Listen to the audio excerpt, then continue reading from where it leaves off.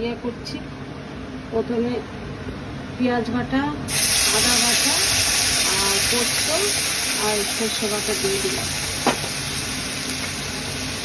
মশলাটা কষা হবে, এতে দিয়ে দিলাম লঙ্কা,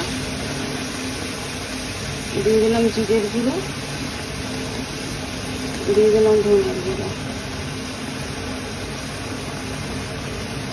আবার দিয়ে দেবো হলুদ আর একটু স্বাদ মতো কই মাছ দিয়ে কই মাছের কালিয়া করবো।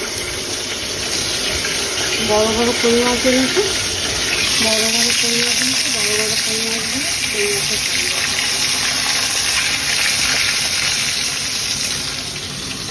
বড় বড় কই মাছের কালিয়া করবো।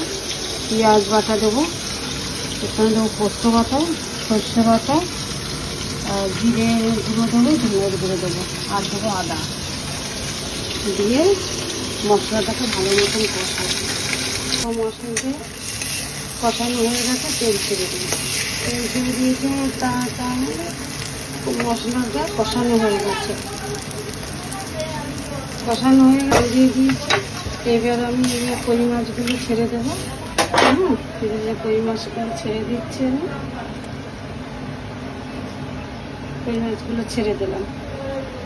কষানো হয়ে গেছে, কই মাছগুলো ছেড়ে দিচ্ছি। ধরো এই একটা হচ্ছে হলো কই মাছের কালিয়া।